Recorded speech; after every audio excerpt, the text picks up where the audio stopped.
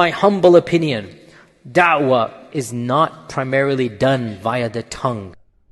So to say primarily da'wah is not done by the tongue, I totally disagree. Allah also disagrees. Even if somebody argues and says, okay, the actions are more important, I'm not here to debate. But to say that by tongue, da'wah is not done primarily, it's totally wrong. There can be one or two primary things.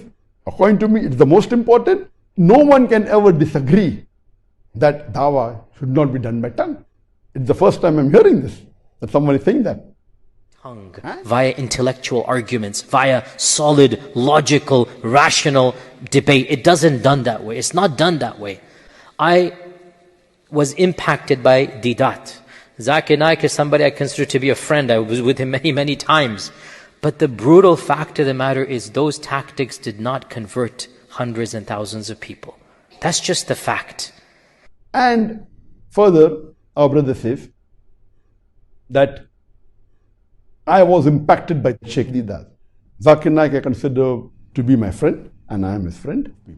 To say this, that these tactics do not convert hundreds and thousands of people, is totally wrong.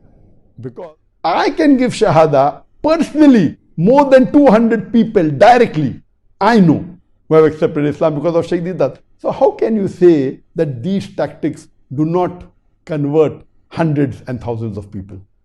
How can you say that?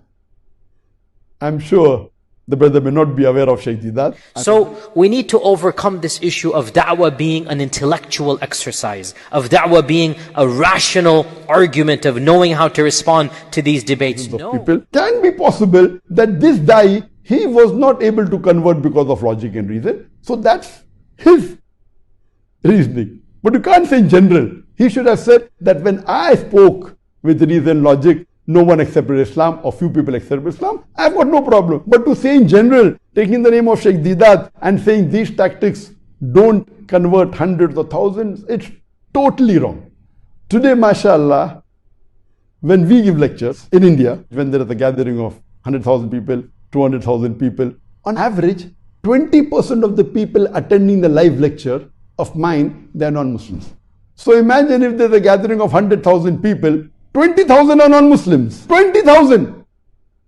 I don't know of any English-speaking da'i, maybe one or two, who can get 20,000 Muslims, leave aside non-Muslims. So how can you say it does not attract the non-Muslims? How can you say that? So via the satellite, via the Facebook, via the YouTube, the numbers are huge. The last debate that I had was with Sri Ravi Shankar. And after that, I said, anyone who has a large following, I would not mind debating, not with people who are small. So let's not make people who are unknown famous.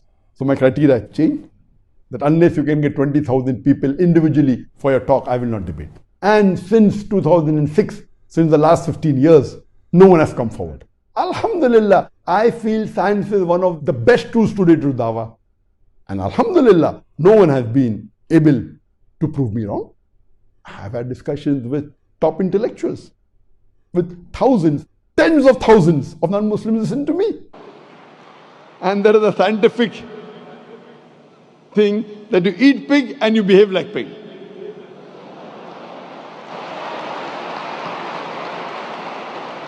Hope this answers your question, sister.